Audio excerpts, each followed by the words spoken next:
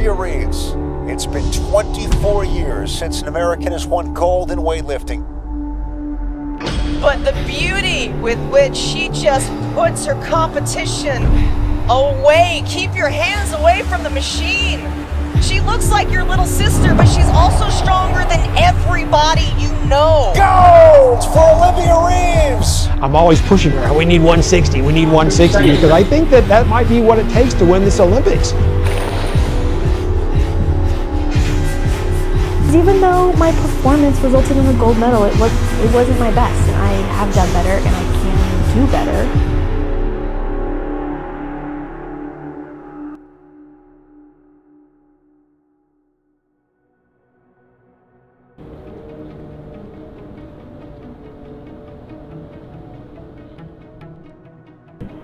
I'm not gonna be a weightlifter forever, and I don't want to be a coach, so I'm interested in school and choose to pursue it.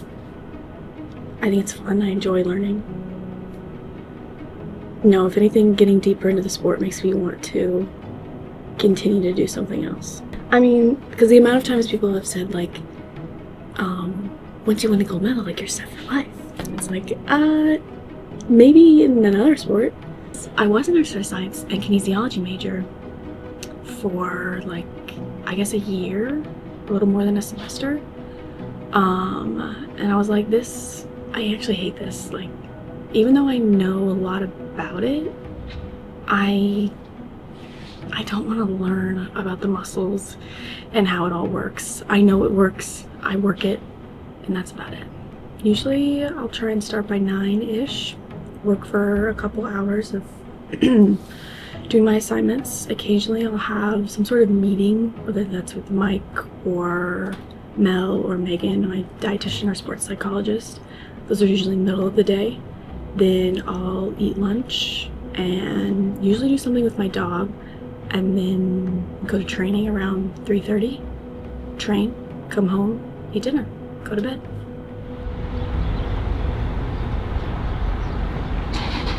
Do you have a nutrition coach or the same coach for everything? I do work with a dietitian, but right now I'm not tracking my macros or anything, and I rarely do.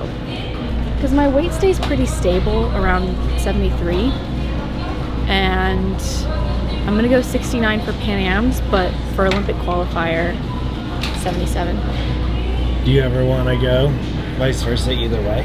It really doesn't matter. I think I sit 70, mid-70s, to where it just takes more effort either way, either to gain weight or lose weight.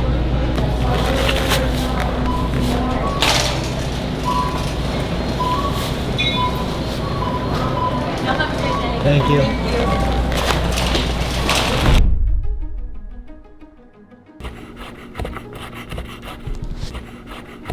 Actually, my sister got a cookbook from Anthony Bourdain, and in it has a recipe for, she's gonna be upset that I'm touching this actually, but in it is a recipe for Caesar salad. But he does it where you mix egg yolks and olive oil, but I'm not gonna do that. And did you know that Caesar salad comes from Mexico, not Italy? It's of Mexican origin. So in the grocery store, you said you didn't think your life was dialed. Why? I think it is to some extent, but I guess I'm just looking at it in a way I could be more, there's always things I could be more dialed in about, or more regimented about. Recovery, sleep, eating, all those kinds of, like, there's always room for improvement, I guess. Did your brain ever shut off? No. Yeah, who knows what's going through a woman's mind? I can't speak to what makes her special in that regards. I do think that when you brought that up, I think it's really interesting about the mental status of her. I can remember one time we had a sports psychologist that travels with us, and she started to talk to Olivia when Olivia was coming onto the scene, and she was talking about, so do you ever get nervous? Like, what do you think about when you start doing these competitions and all that? And I'm like, no, don't talk to her, because whatever she's got going on, I don't want her to start thinking about it, and she just enjoys the moment, enjoys competing, enjoys going out on the stage.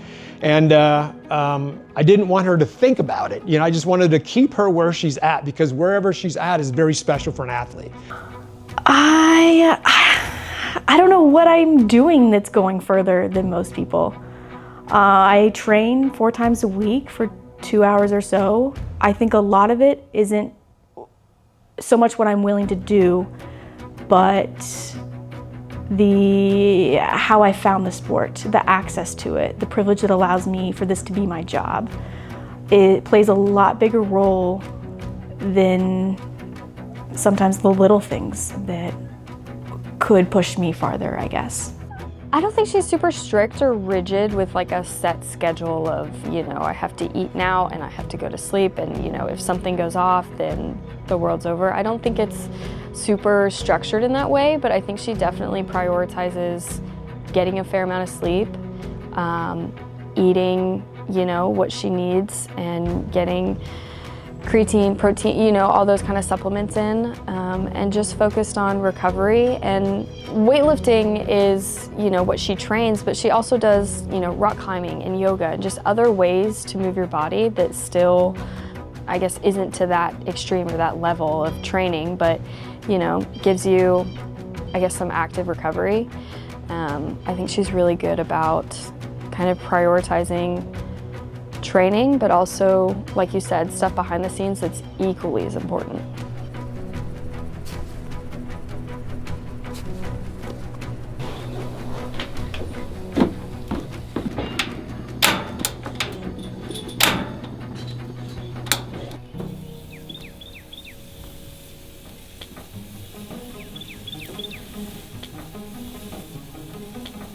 What's like your takeoff then for Instagram? What would you say? Probably Olympics. Yeah? Yeah. It was just almost like overnight type? Yeah, like, I don't know, 20 or 30,000 followers after or like right during the Olympics. Because everybody's posting content from it. Everybody wants to see in the Olympic Village. Like, that was, and then the gold medal, and then, yeah. Lost their minds. And sometimes, like, I think about that, of like, who cares how much I'm lifting? Like, some people do, but I'm just picking up weight and putting it back down. Like, why are people so fascinated with the ins and outs of my life when I find it quite boring sometimes, or not super outstanding in any way? I mean, there's so many things that I've been proud of her about, the way that she encourages other people in here. I mean, we've got kids in here that are 12 and 13 years old, and they're lifting next to an Olympian, and she doesn't snub them. She doesn't know what that means to these little girls and these boys in here when she says, "Good job." That's huge. And you won't even know it until she's not here, and then like, oh my God, Olivia said good job to me. It's just really amazing. So it's like she's reached this level, but she's not, better than anybody else. She still can carry a conversation on with a 12 or 13-year-old that's still struggling like the rest of it. I'm just really proud that it hasn't changed her. She hadn't let that change her. I think once you get to the top echelon, or the highest level of any sport, I think there's a certain personality that's almost needed. That for you to be the best, I think you do have to believe that you are the best. And I think many times from other athletes that comes off as arrogance, better than, that kind of, they have an air about them. And I think with Olivia, I think it's a combination of a couple different things. Of relatively, weightlifting is not a very big sport. Like, it does within the CrossFit and I guess fitness community, I think it does capture a fair amount of people. But I mean, when you look at swimming, gymnastics, they have so many more eyes on them on social media, and then people actually attending, their events. I think kind of mentality of I am super good at this one thing, but I mean, in the scope of things, not a lot of people know who I am. I think she does a good job balancing having a life in lifting and also outside. She has other interests and kind of setting myself up for what do I want to do once my athletic career is over. Everything stays the same, but if you took away the social media influence, do you think you'd like it better? That would be pretty cool. Because it feels like a chore to post on Instagram, but I say that because I'm hesitant to say that because it's still a privilege that I get paid to post on Instagram. Like, that's not very, why complain about posting on Instagram? It's not that difficult. But also in the same way, you didn't choose that as part of your career path. Very true. It's not my ideal career path, or one I see myself, I guess, continuing after I'm lifting. Is it the criticism of others, or what is it that? And then I think a lot of people use it to compare themselves to, and it's not really, that's out of my control, but it's not really a fair comparison. Or instead of using it as motivation, what's the opposite of motivating? Not devaluing. A little demoralizing. Demoralizing, yes. Or for some people, emasculating.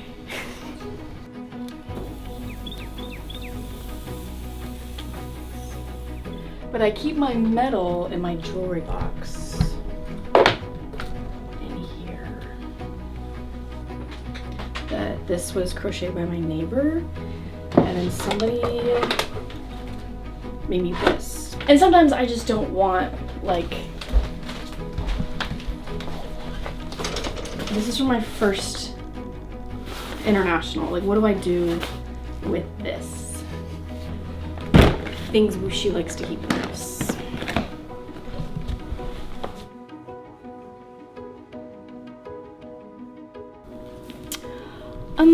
This is my photo album from everything leading up to the Olympics.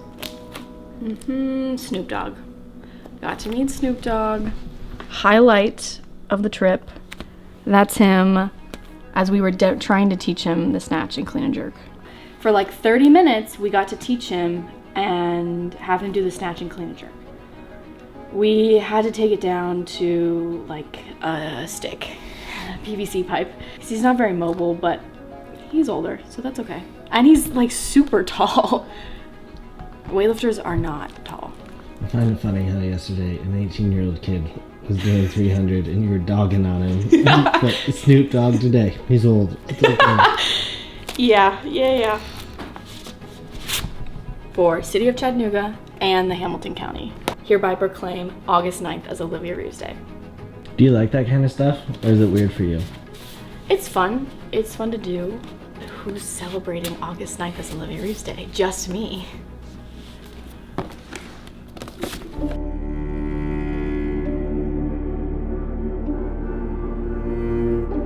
She was 12 years old and she came into the gym looking to lift weights. And her parents owned a CrossFit gym. And I think she just didn't like the running portion of CrossFit, decided she liked the lifting part of it. I first realized she was different when she cleaned 120 kilos.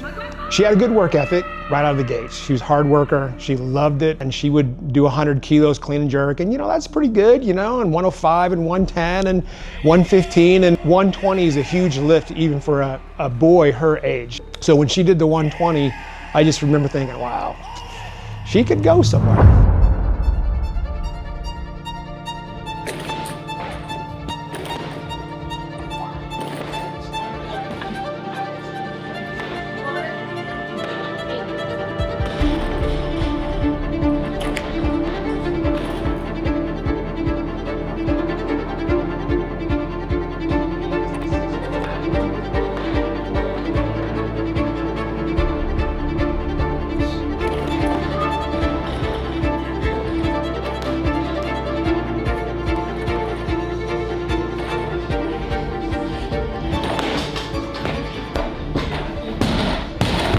I am doing my last warm-up for the Arnold for 6 singles. So it's going to be 114. So hopefully 21, 22, and then potentially 25, 26. This is not typical in terms of heavy and doing 6 singles there. It's gonna be fun because there's gonna be somebody else who comes here in like 30 minutes and is gonna try and like halo me on everything, and you will not hear the end of it. Don't worry, I destroy him every day. I think because I've realized this, that just because it's competition day and just because it's your turn on the platform doesn't mean anything special is gonna happen. It's still gonna weigh whatever it's gonna weigh, which is the same as what it weighed in training, and the objective is still the same. There's no divine intervention in any way that makes the weight lighter. I just have to make the lift. And after doing it so many times, I guess you start to realize that and carry that over into training of, well, when you're planning attempts or planning openers, well, it's gonna be competition day, so I think I could open, you know, X amount. Well, just because it's competition day doesn't mean that's gonna happen. Yeah.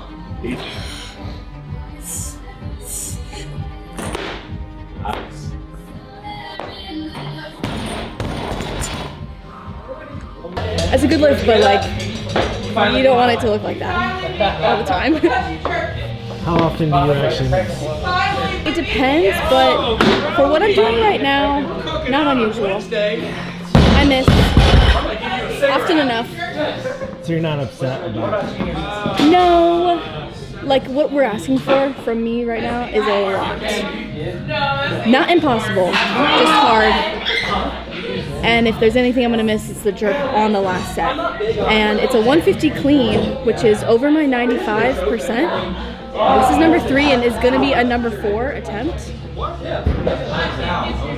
That's asking a lot from anybody.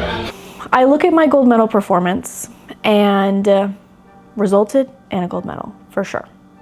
I have it, I know that. But it wasn't my best day, and I don't like the total or the whole environment of the competition was different than anything else. And I think I was unprepared for how that pressure would feel at the Olympics. I remember watching the videos back now, actually, and also Steve later telling me that he's never seen me look that nervous or that scared on the platform for my opener on my snatch. The swan song. Not this time. Gold for an American in weightlifting. Because even though my performance resulted in a gold medal, it wasn't my best, and I can do better. I wouldn't want that to be the day that I'm like remembered for, or the performance I remembered for, because it wasn't my best, and I have done better and I can do better. And I say that with it being, I still had an Olympic record in the snatch. But like right now, I'm snatching 124 and clean jerking 155. Yeah.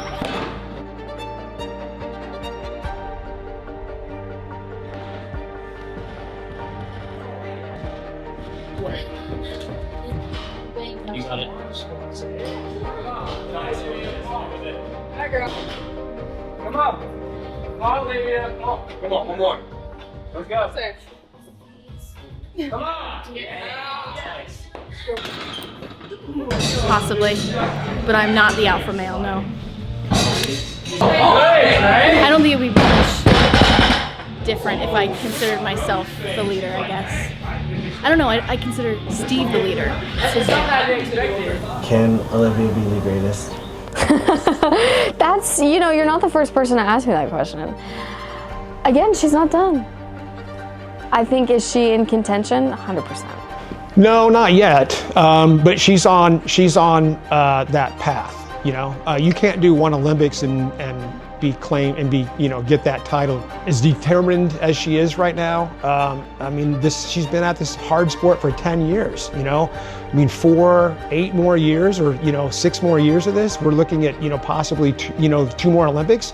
We got to hang in there and have this kind of attitude. And like I said, I think the bar is going to get higher and higher and higher. And if she can do that, I think that she could very well be considered the best female weightlifter of all time.